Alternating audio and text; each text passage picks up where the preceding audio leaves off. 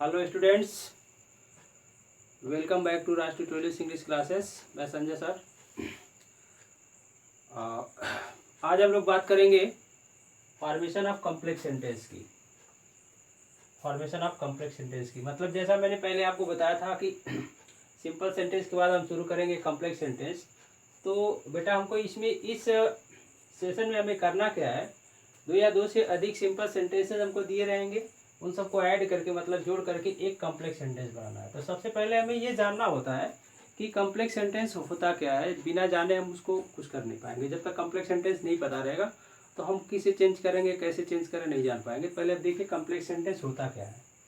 Complex two clauses, one principal clause, other is subordinate clause. तो इसका मतलब ये हो जाता है कि ऐसा सेंटेंस जिसमें दो क्लास हो, एक प्रिंसिपल क्लास हो, एक सबऑर्डिनेट क्लास हो। कम से कम एक सबऑर्डिनेट क्लास होना चाहिए। सबऑर्डिनेट क्लास दो, दो से अधिक, तीन, चार, पाँच हो जाए कोई दिक्कत नहीं, लेकिन प्रिंसिपल क्लास तो एक होगा। उसके अलावा सबऑर्डिनेट क्लास दो हो सकते हैं, तीन, चार मतलब हो सकते हैं। ठीक है, उनको हम कॉम्प्लेक्स सेंटेंस कहते हैं। अच्छा, दूसरी चीज़ क्या है कि एक इसका फीचर एक और है कि कॉम्प्लेक्स सेंटेंस ऐसे होते हैं कि जिनमें दो फाइनाइट वर्ड्स होती हैं। अच्छा, अब कुछ बच्चों को कन्फ्यूजन यहाँ पे ये पैदा हो जाएगा कि क्लास क्या होता है। तो हम आपको बता दें, क्लास एक संपूर्ण सेंटेंस होता है। एक संपूर्ण सेंटेंस जब वह वाक्य खुद एक वाक्य में संपूर्ण सेंटेंस न होकर के बल्कि किसी एक सेंटेंस का पार्ट हो, किसी एक सेंटेंस का भाग हो, तो हम उसे क्लास बोलते हैं। जैसे इसमें देखिए, आई नो, मैं जानता हूं। अगर इसको मैं अलग कर दूं तो ये पूरा वाक्य हुआ। दूसरी चीज, that your friend is honest. अब आगे कह रहा है that your friend is honest, कि मैं जानता हूं कि तुम्हारा मित्र ईमानदार है। चलिए आगे बढ़ते हैं, दूसरा सेंटेंस देखते हैं। हर ड्रीम इज दैट, उसका स्वप्न है कि she wants to be a teacher, कि वह एक अध्यापक बनना चाहती है। अब ये कॉम्प्लेक्स सेंटेंस कैसे है इसको हम बताते हैं आपको कैसे। इसमें देखिए, एक होता है प्रिंसिपल क्लास, दूसरा सबऑर्डिनेट क्लास। प्रिंसिपल क्लास का दूसरा और नवीनतम नाम ये भी है, इसको हम इंडिपेंडेंट क्लास बोलते हैं। क्या बोलते हैं? Independent class. मतलब जो अपने अर्थ को स्वतंत्र रखता हो, जो किसी दूसरे पे आश्रित न हो अपने अर्थ के लिए, उसे हम प्रिंसिपल क्लास बोलते हैं। सबऑर्डिनेट क्लास क्या होता है? इसका एक दूसरा नाम है डिपेंडेंट क्लास। मतलब जो अपने अर्थ की पूर्ति के लिए इस प्रिंसिपल क्लास पे आधारित हो, आश्रित हो, उसको हम सबऑर्डिनेट क्लास कहते हैं। ठीक है ना। अब देखिए, आई नो, मैं जानता हूं, इसका अर्थ कंप्लीट है, क्लियर है। लेकिन इस योर फ्रेंड इज ऑनेस्ट, इसके पहले ये कनेक्टेड दैट आ गया ना।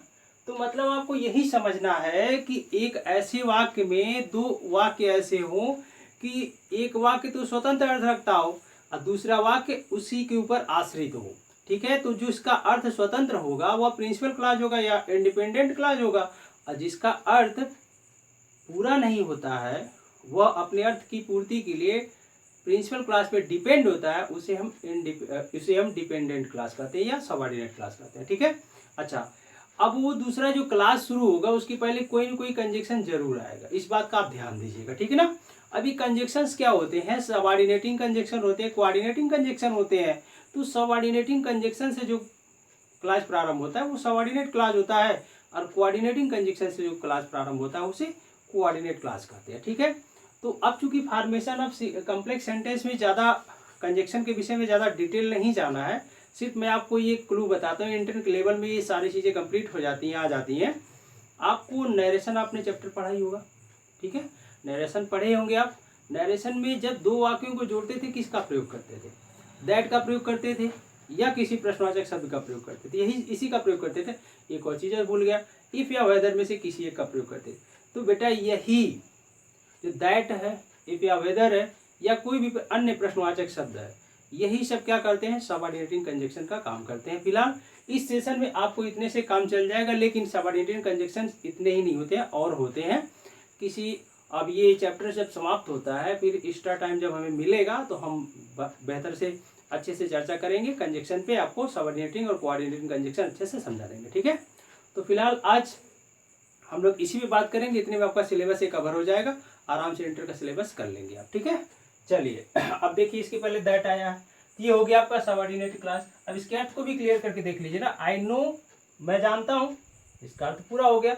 लेकिन that your friend is honest, कि तुम्हारा मित्र ईमानदार है। अब इसको अर्थ अलग करो, इसको अलग करो। मैं जानता हूँ, इसका अर्थ पूर्ण लग रहा है कि तुम्हारा मित्र ईमानदार है। जब तक हम इसको नहीं जोड़ेंगे इसका अर्थ क्लियर नहीं होगा। तो यहाँ पे ये हो गया सबऑर्डिनेट क्लास, ये हो गया प्रिंसिपल क्लास। ठीक है, आगे देखते हैं।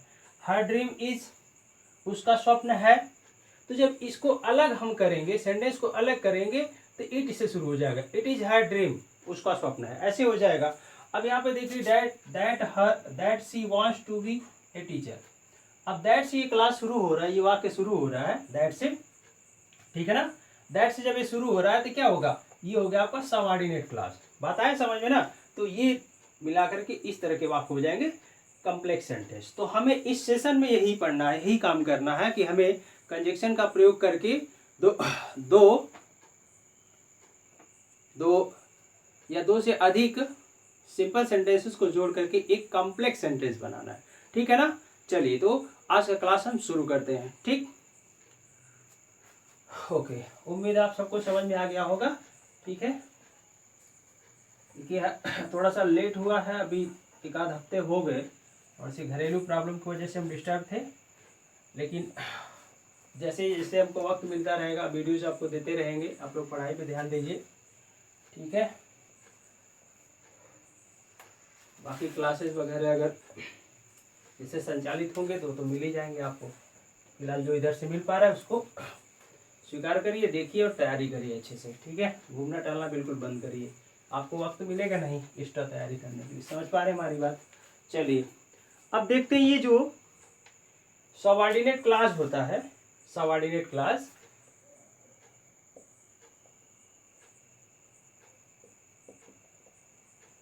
सबऑर्डिनेट क्लास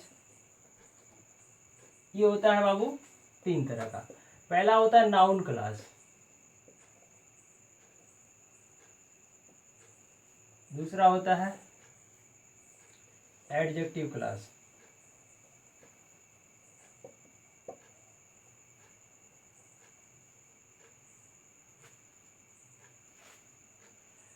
तीसरा एडवर्ब क्लास, एडवर्ब क्लास। अब नाउन क्लास ये अपने नाम से ही क्लियर है, ध्यान दीजिएगा। ऐसा क्लास जो ये वाक्य में नाउन की ही भांति काम करे, संज्ञा की भांति काम करे, तो संज्ञा क्लास हो गया, संज्ञा उपवाक्य हो गया। और अगर वह एडजेक्टिव की भांति काम करे तो उसे एडजेक्टिव क्लास बोलेंगे ना, विशेषण उपवाक्य बोलेंगे। ठीक है, एडवर्ब क्लास का काम करे तो एडवर्ब मतलब क्रिया विशेषण उपवाक्य का काम करेगा, तो उसे क्रिया विशेषण उपवाक्य बोलेंगे। बात आया समझ में। तो हम सबसे पहले चर्चा करेंगे नाउन क्लास का प्रयोग करके हम फॉर्मेशन कैसे करें कॉम्प्लेक्स सेंटेंस की। ठीक है ना। तो इस नाउन क्लास का डिफिनीशन ये होता है, a sentence that has its own subject and own finite verb and does a work of noun that is called nouns class। ठीक है, मतलब एक ऐसा सेंटेंस, एक ऐसा वाक्य जिसके खुद का सब्जेक्ट हो, उसकी खुद की फाइनाइट वर्ब हो, लेकिन एक वाक्य में संज्ञा की ही भांति काम करे, उसे हम संज्ञा उपवाक्य कहते हैं। ठीक है ना। चलिए, तो सबसे पहले हम देखेंगे इस नाउन क्लास का प्रयोग करके दो साधारण वाक्यों को जोड़कर एक संयुक्त वाक्य, मिश्रित वाक्य कैसे बनाए। ठीक है, सॉरी, संयुक्त ने मिश्रित वाक्य कैसे बनाए।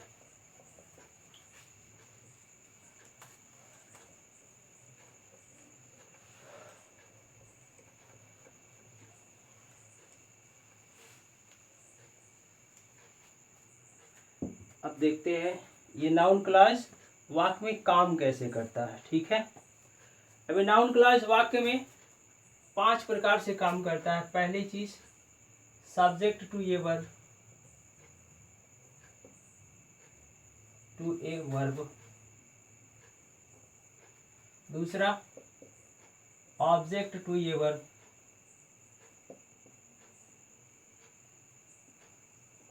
Object to a verb. तीसरा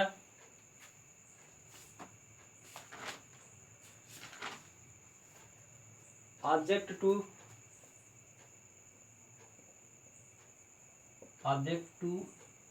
ए प्रीपोजिशन।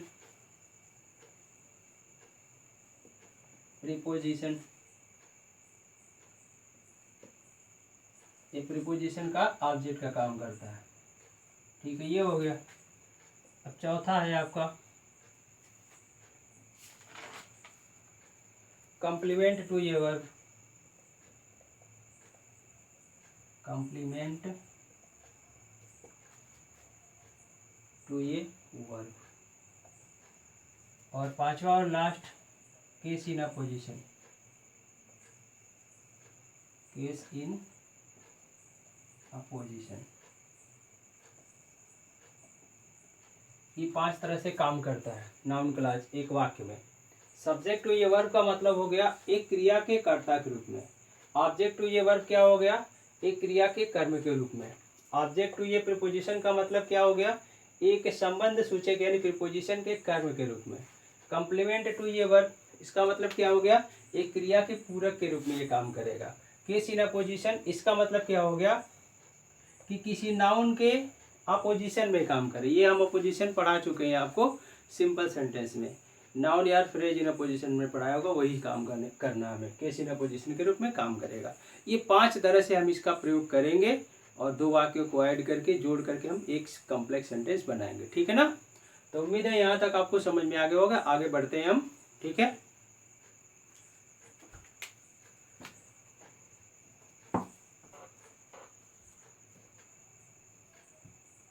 अब देखिए पहला टॉपिक है सब्जेक्ट टू ये वर्ब, मतलब क्रिया के कर्ता के रूप में प्रयोग करके हम नाउन क्लॉज का प्रयोग करके हम 2 वाक्यों को जोड़ के एक कॉम्प्लेक्स सेंटेंस बनाएंगे। ठीक है ना। तो इसके प्रयोग के लिए हमें सबसे पहली चीज़ ये क्लूज जानने जरूरी होती है। मतलब हम कैसे प्रयोग करेंगे, कहाँ पे नाउन क्लॉज बनाएंगे, किसको बनाएंगे, किसको प्रिंसिपल क्लॉज बनाएंगे, तमाम कन्फ्यूजन आपके दिमाग में आते होंगे। तो चलिए कन्फ्यूजन हम पूरा दूर किए देते हैं, कोई प्रॉब्लम नहीं होगी आपको। ठीक है, आप ध्यान से सुनिए। जब दिए गए 2 वाक्य ऐसे हों, 2 वाक्य के जोड़े ऐसे दिए गए हों कि जिस वाक्य में एक पूरे वाक्य की विशेषता दूसरी वाक्य का सब्जेक्ट बताए। फिर से सुनिए क्या बताया मैंने। जब दिए गए 2 वाक्य के जोड़े ऐसे हों कि एक वाक्य पूरे वाक्य की विशेषता दूसरे वाक्य के सब्जेक्ट बताए, तो ऐसी स्थिति में हमने करना क्या है कि जिस वाक्य की विशेषता दूसरी वाक्य का सब्जेक्ट बताता है उसी को सबऑर्डिनेट क्लॉज बना देना है। जिसकी विशेषता बताता है उसको सबऑर्डिनेट क्लॉज बना देना है। और ऐसी स्थिति में जिसको आप सबऑर्डिनेट क्लॉज बनाएंगे उसके पहले कंजक्शन दैट लगाएंगे। क्या लगाएंगे, कंजक्शन दैट। हमेशा कंजक्शन दैट का प्रयोग करेंगे। ठीक है ना। अब उसको जिसके पहले कंजक्शन दैट लगाए उसी को सब्जेक्ट बना लीजिए, दूसरे वाक्य का सब्जेक्ट हटा दीजिए, दोनों वाक्य को ऐसे जोड़ दीजिए। ठीक है, ये बन जाएगा कॉम्प्लेक्स सेंटेंस। अच्छा, अब ऐसी स्थिति में हमें दूसरी वाक्य का जो सब्जेक्ट होगा उसमें क्लूज क्या होता है, उसका ट्रिक देखिए, क्लूज देखिए क्या होता है। ऐसी स्थिति में अक्सर करके दूसरी वाक्य का सब्जेक्ट ऐसा कोई शब्द आएगा जो पहले वाक्य को पूरा कवर कर सके। तो पहले वाक्य को पूरा कवर करने के लिए मेनली 3 ही शब्द होते हैं। या तो दूसरे वाक्य का सब्जेक्ट इट आए, या तो दिस आए, या तो दैट आए। समझ पा रहे हैं हमारी बात। या तो इट होगा सब्जेक्ट की जगह पे, या तो दिस होगा, या तो दैट होगा। ये चीज़ है, ये संभावित शब्द है। इसके अलावा भी कोई शब्द अगर आ सकता है जो पहले वाक्य को कवर करे तो हो सकता है। ठीक है ना। लेकिन अभी मेरे नॉलेज में ही 3 वर्ड्स आए हैं तो मैंने 3 वर्ड्स आपको बता दिए। ठीक है, चलिए देखते हैं। अब इस वाक्य को पढ़ के देखते हैं। यू आर ए थिक, तुम एक चोर हो। It is known to all, यह सबको पता है। अब मुझे बताइए दूसरे वाक्य का जो सब्जेक्ट है, यू आर ए थिक, तुम एक चोर हो, it is known to all, यह बात सबको पता है। अब यह जो शब्द कह रहा है, जो इट जो है, ये इट जो ये आया है, ये किसके लिए आया है? यही इट एक ऐसा शब्द है जिस पूरे वाक्य की विशेषता बता रहा है ना कि you are a thief, it is known to all. यही तो बात सभी लोग जानते हैं। क्या जानते हैं? कि तुम एक चोर हो। यही बात सभी लोग जानते हैं। तो ऐसी स्थिति में हमने क्या पाया कि दूसरे वाक्य का सब्जेक्ट जो इट है पहले वाक्य की विशेषता बता रहा है, कवर है, तो शर्त पूरा हो गया। तो हम क्या करेंगे, जब इसको जोड़ेंगे तो बेटा करेंगे क्या, आप इसके पहले कनेक्टर दैट लगाइए। यहाँ लगाइएगा, बीच में नहीं लगाइएगा। इस बात को ध्यान दीजिएगा। सब्जेक्ट टू यूर का इस्तेमाल कर रहे हैं तो क्रिया के ठीक पहले इसका प्रयोग होना चाहिए, तब तो कर्ता के रूप में। जैसे इस इज के लिए सब्जेक्ट की जगह पे इट आया है ना, तो हम पूरे क्लास का जब प्रयोग करेंगे तो इस इज के पहले पूरा क्लास आना चाहिए, तब ये सब्जेक्ट टू यूर होगा। इस चीज़ का हमेशा ध्यान दीजिएगा। रिमाइंड दिस पॉइंट सीरियसली, ठीक है, हमेशा इस चीज़ को ध्यान दीजिएगा। चलिए इसको अब हम कनेक्ट कर रहे हैं, जोड़ रहे हैं। तो हम पहले क्या करेंगे, मैंने क्या बोला, दैट का प्रयोग इसके पहले कर दीजिए, तो हो जाएगा दैट। अब ये यू में वाई इस्तेमाल कर दीजिए, यू आर ए थिप, थिप, यहाँ तक क्लियर हो गया। अब इस सब्जेक्ट को आप हटा दीजिए, हट गया, यहाँ से जोड़ दीजिए पूरा, इज नोन टू ऑल। क्या रखा है इसमें, कुछ नहीं, बेमतलब का आप लोग परेशान होते हैं। फिर सीरियसली एक चीज़ को समझ लीजिए ना, कोई दिक्कत ही नहीं होगी आपको, एकदम पूरी लाइफ में प्रॉब्लम नहीं होगी। अब देखिए मैंने क्या किया, इसके पहले दैट लगा दीजिए। अब दैट जब लगाएंगे तभी तो नाउन क्लास बनेगा बाबू, ठीक है। नाउन क्लास मोस्टली देखिए, ये जरूर नहीं है कि दैट से ही बने, दैट से बनेगा, इफ या वेदर से बनेगा, ठीक है, किसी प्रश्नवाचक शब्द से बनेगा। सबका अलग अलग क्राइटेरिया होता है, सबको अलग अलग जगह यूज कर सकते हैं, एक ही जगह सबको नहीं लगाएंगे, ठीक है। तो ऐसी स्थिति में आपको दैट लगाना है, ठीक है ना। चलिए अच्छा, अब अगला सेंटेंस देखते हैं। 2-3 एग्जाम्पल और देखिए ताकि आपको अच्छे से समझ में आ जाए, कोई प्रॉब्लम ना रह जाए, ठीक है ना।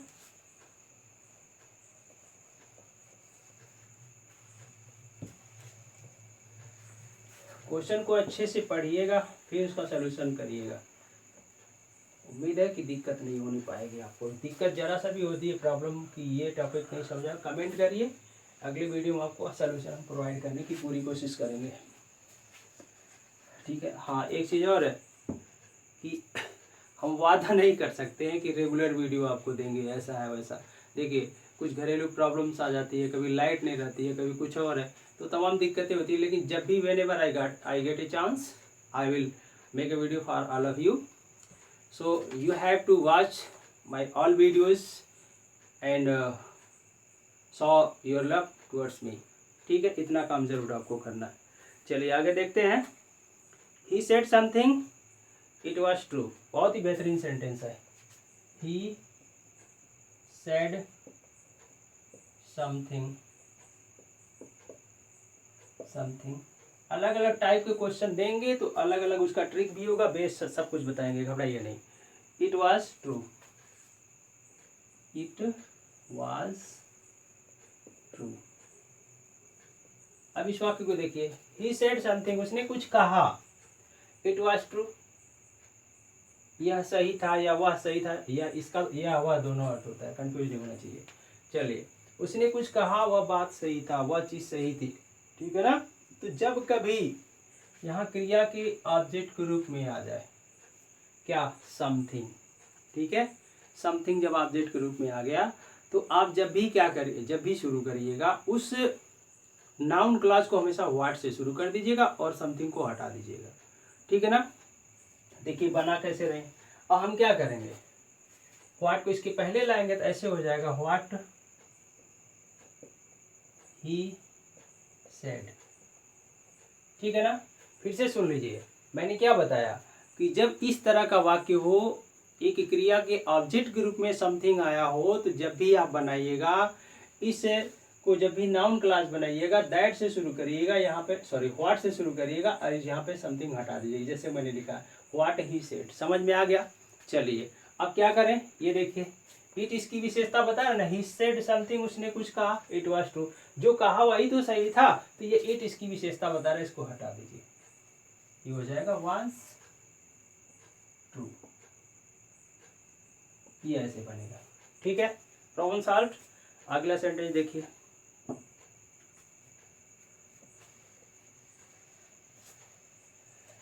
हर एक टॉपिक की इतने एग्जांपल्स दे देंगे, आपको अच्छे से समझ में आना ही होगा, ठीक है, जरूर समझ में आएगा। और उस टाइप के क्वेश्चन देखिए, एक्सरसाइज में हल करिए, सही तो होता है।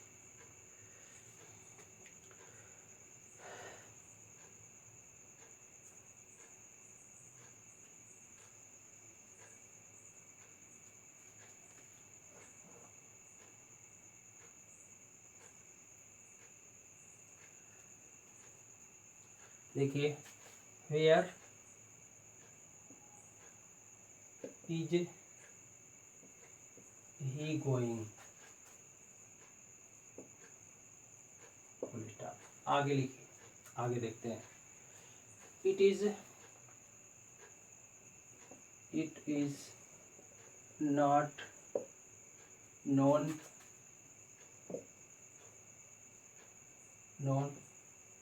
to his mother. अब इस वाक्य को जरा गौर से देखिए। Where is he going, sorry यहाँ पे फुल स्टॉप मैंने लगा दिया, क्वेश्चन मार्क है, इतनी गलती होती मैनेज कर लीजिए। वेयर इज ही गोइंग, वह कहाँ जा रहा है, ठीक है। It is not known to his mother. अब ऐसी स्थिति में हमें क्या करना है, वह कहाँ जा रहा है, वेयर इज ही गोइंग, वह कहाँ जा रहा है, it is not known to his mother, यह उसकी माता जी को नहीं पता है। तो इसमें कंफ्यूज नहीं होना है कि कुछ बच्चे ऐसे होंगे कि क्या करेंगे, ये वेयर को यहाँ लगा देंगे। बाबू जो चीज़ समझाया जा रहा है उसको अच्छी तरह से पहले समझिए, गहराई की तरफ पहुँचिए, गहराई से समझने की कोशिश करिए, फिर आगे क्वेश्चन सॉल्व करिए, ठीक है।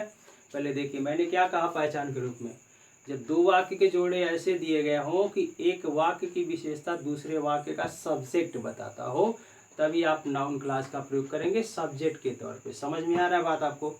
तो दिस, दैट, इट, यही तीन मोस्टली सब्जेक्ट के रूप में मिलते हैं। यहाँ पे देखिए जरा, वेयर इज ही गोइंग, वह कहाँ जा रहा है, it is not known to his mother, यही बात तो उसे पता नहीं कि उसकी माँ नहीं जानती कि वो जा कहाँ रहा है। तो यह क्या नहीं पता, ये इट किसके लिए, इसी पूरे सेंटेंस के लिए है। तो सिंपल है, सेंटेंस हमारा सॉल्व हो गया, कोई प्रॉब्लम नहीं, ठीक है। तो हम क्या करेंगे, इसे सॉल्व करते समय क्या करेंगे, अब देखिए, अब कुछ बच्चे तो ये दिमाग में आ रहा होगा उनके कि इसी तरह से सिर्फ इसको पूरा उतार दे, से हटा दे यहाँ से, ऐसा नहीं करना है बेटा। अब आपको इसको क्या करना है, क्लास बनाना है ना। जब क्लास आप बनाएंगे तो इसको कनेक्टेड बनाना है। अब यहाँ पे कनेक्टर का काम तभी करेगा जब यहाँ से सब्जेक्ट शुरू हो, तभी ना। इसको हम सिंपल सेंटेंस बना लेंगे, यानी कि इसको यहाँ पे लाएंगे, ये इधर चला आएगा। इस बात का हमेशा ध्यान दीजिएगा, जब प्रश्नवाचक शब्द से शुरू होगा यहाँ पे सहायक क्रिया होती है, यहाँ कर्ता होता है।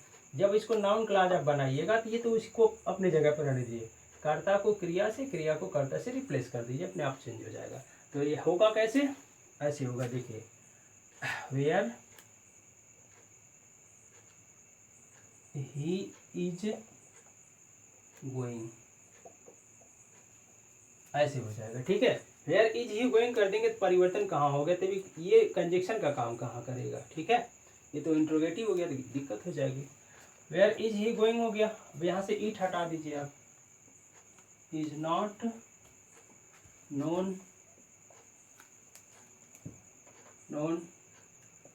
to his मदर, ऐसे बनेगा, ठीक है ना। चलिए एक दूसरा सेंटेंस देखिए।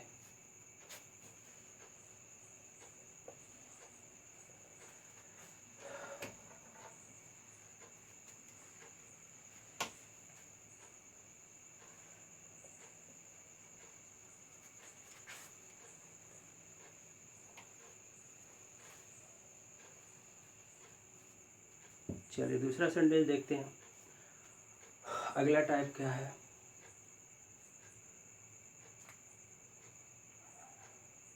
अगला सेंटेंस है, he will not pass this year, he will not pass this year, full stop. This is certain,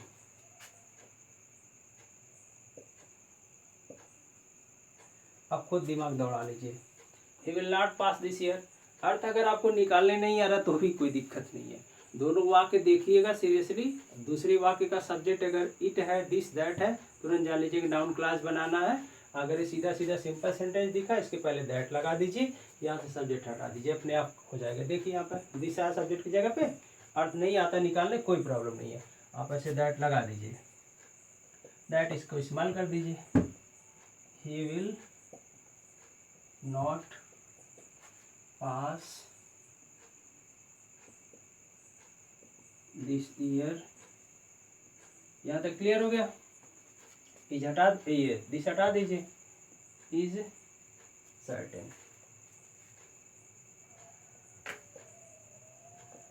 एकदम क्लियर है, आसानी से आपको समझ में आ गया होगा। ठीक है, अब हम बढ़ते हैं अपने अगले टॉपिक की तरफ। ये सब्जेक्ट टू ये वर्ब आपका फिनिश हो गया, समाप्त हो गया। अब हम बात करते हैं ऑब्जेक्ट टू ये वर्ब। क्रिया के कर्म के रूप में हम क्या करेंगे, नाउन क्लास का प्रयोग करेंगे और कैसे करेंगे। ठीक है,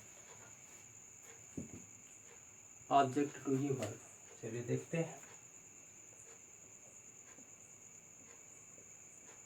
ऑब्जेक्ट टू ए वर्ब, ये दूसरा टॉपिक था ना। इसका मतलब देखिए, हमेशा ये चीज़ ध्यान देना होता है, सब्जेक्ट टू ए वर्ब में हमने क्या किया, क्रिया के ठीक पहले वो नाउन क्लॉज स्टार्ट होना चाहिए, तभी तो सब्जेक्ट का काम करेगा। इसी के अपोजिट ऑब्जेक्ट टू ये वर्ब का जब इस्तेमाल करेंगे तो क्रिया के तुरंत बाद वो क्लॉज स्टार्ट होना चाहिए। ठीक है, ये तो अलग बात है कि मतलब क्रिया के तुरंत बाद अगर कोई इनडायरेक्ट ऑब्जेक्ट आ गया, उसके बाद क्लॉज स्टार्ट करते हैं तो भी वो क्लॉज उस क्रिया का ऑब्जेक्ट ही होगा, क्योंकि ऑब्जेक्ट हमारा दो टाइप का होता है, दो तरह का होता है, एक इनडायरेक्ट ऑब्जेक्ट, दूसरा डायरेक्ट ऑब्जेक्ट होता है। तो इनडायरेक्ट में लिविंग बीइंग्स आते हैं और डायरेक्ट ऑब्जेक्ट में नॉन लिविंग बीइंग्स आती हैं। तो ये जो क्लॉज आएगा वो आपका नॉन लिविंग बीइंग्स में ही गिनती होता है, इसलिए कभी कंफ्यूज नहीं होना, कभी घबराना नहीं है कि जैसे क्रिया के बाद अगर कोई इनडायरेक्ट ऑब्जेक्ट आ गया उसके बाद हम लगा रहे, कोई प्रॉब्लम नहीं है, वो सही बनेगा आपका सेंटेंस। ठीक है ना। तो इस विधि का प्रयोग करने के लिए हमें यह जानना आवश्यक है, दोनों थोड़ा सा अंतर है। जैसे सब्जेक्ट के लिए जो जरूरी था उसी तरह से ऑब्जेक्ट के लिए। अब इसमें हमें ये देखना है कि दो वाक्य के जोड़े ऐसे दिए गए हों जिसमें एक वाक्य की विशेषता, एक वाक्य के विषय में दूसरे वाक्य का ऑब्जेक्ट बता रहा हो। एक वाक्य के विषय में दूसरे वाक्य का ऑब्जेक्ट, पहले वाक्य में सब्जेक्ट था, दूसरे वाक्य में ऑब्जेक्ट। अब दिमाग दौड़ा लीजिए कि ऑब्जेक्ट की जगह पे कौन आ सकता है। संभावित वही तीन वर्ड्स है, फिर इट दिस दैट, बस कोई प्रॉब्लम नहीं है। तो हम क्या करेंगे, तो अब यहाँ पे उल्टा काम करना है, यहाँ पर उल्टा काम करना है बेटा। हर स्थिति में वो आपको प्रिंसिपल, मतलब हर स्थिति में आपको सबऑर्डिनेट क्लॉज उसी को बनाना है जिसकी विशेषता दूसरा वाक्य बना रहा है, उसी को सबऑर्डिनेट क्लॉज बनाना है। ठीक है, और प्रिंसिपल क्लॉज कौन बन रहा है, जिसमें वह शब्द विशेषता बताने वाला आ रहा है। ठीक है ना। चलिए एक एग्जांपल से देखते हैं, तभी आपको समझ में आएगा अच्छे से, नहीं तो ऐसे नहीं देखते। पहला सेंटेंस क्या है, Ram is a dull boy. Ram is a dull boy, stop हो गया। आगे क्या है, every teacher knows it. Every teacher knows it. अब गौर से देखेंगे आप लोग और सुनेंगे मेरी बात को। Ram is a dull boy, Ram एक डल लड़का है, मतलब मंदबुद्धि बालक है या कम समझदार लड़का है। ठीक है, जो भी आपको समझ में आता हो, मतलब मेरे कहने का मतलब अर्थ पे ज़्यादा नहीं ध्यान देना है। Ram is a dull boy, यहाँ तक क्लियर हो गया। Every teacher knows the it, प्रत्येक अध्यापक यह जानते हैं। अब यह किसकी तरफ इशारा करता है, प्रत्येक अध्यापक आखिर जानते क्या है, जानते सभी अध्यापक यही न जानते हैं कि राम क्या है। Ram is a dull boy, this is known to every teacher, यही तो जानते हैं। तो हमने क्या पाया कि यहाँ पे जो क्रिया का जो ये ऑब्जेक्ट है, क्रिया के तुरंत बाद इट आ गया ऑब्जेक्ट ना, यही ऑब्जेक्ट तो इसकी विशेषता बता रहा है ना। तो हम क्या करेंगे, इसको बनाएंगे प्रिंसिपल क्लॉज। मैंने क्या बताया, जो विशेषता बताने वाला शब्द होगा जिस भी क्लॉज में, जिस भी सेंटेंस में आएगा, उसको आपको प्रिंसिपल क्लॉज बनाना है, और जिसकी विशेषता बताएगा उसको मैं subordinate clause banana, mind it always. ठीक है, अब इसकी विशेषता बता रहा था, हम इसके पहले दैट लगा करके इसको सबऑर्डिनेटिंग क्लॉज बना लेते हैं, इसको प्रिंसिपल क्लॉज बना लेते हैं। ऐसे हो जाएगा, एवरी टीचर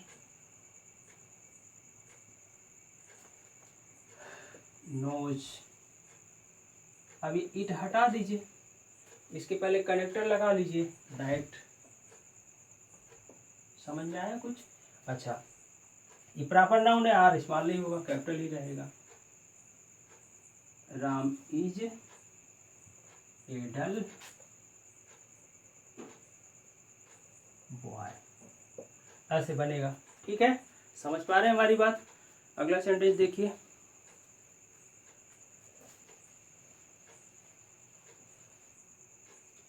अगला सेंटेंस अपना देखिए, where did he go nobody knows this. बहुत ही केयरफुली रीड करिए सेंटेंस को, उसके बाद बनाइए, कभी कंफ्यूजन नहीं होगा, कभी रॉन्ग बनाएंगे नहीं आप। वेयर डिड ही गो, वह कहाँ गया, नोबडी नोज दिस, कोई व्यक्ति नहीं जानता है इस चीज़ को, कोई व्यक्ति नहीं जानता। किस चीज़ को नहीं जानता, मतलब वह कहाँ गया यही नहीं जानता है ना। तो यहाँ पे देखिए दिस आ गया, यह शब्द इस पूरे वाक्य को मॉडिफाई कर रहा है, बता रहा है। ठीक है, तो इसको हम प्रिंसिपल क्लॉज बना लेंगे, तो यहाँ ले आएंगे नोबडी नोज।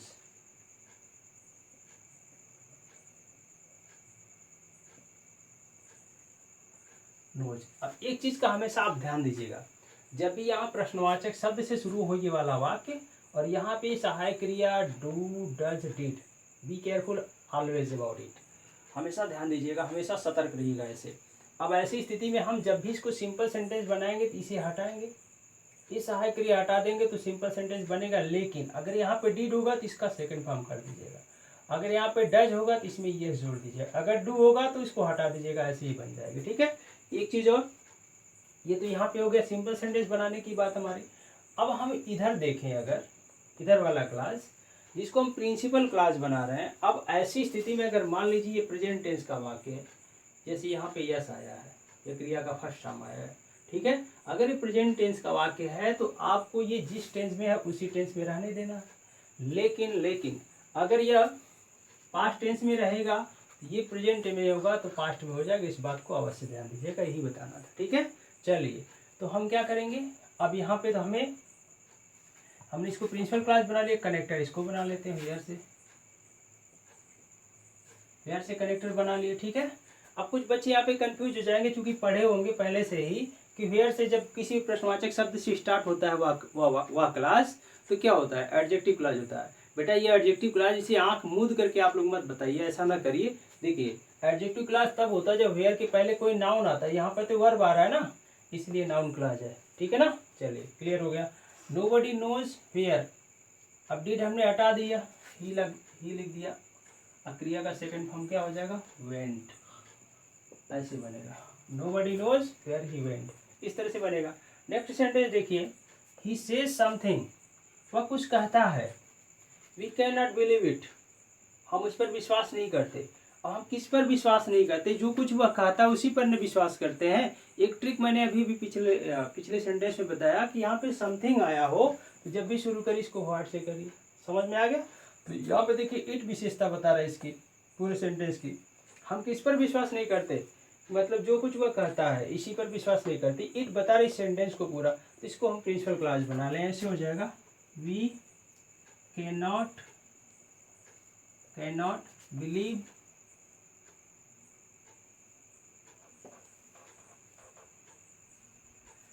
गलत हो गया मीनिंग बिलीव का,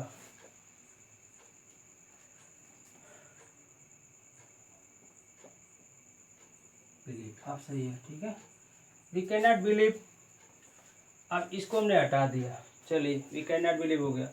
अब क्या करेंगे, इसको व्हाट से शुरू करेंगे, व्हाट।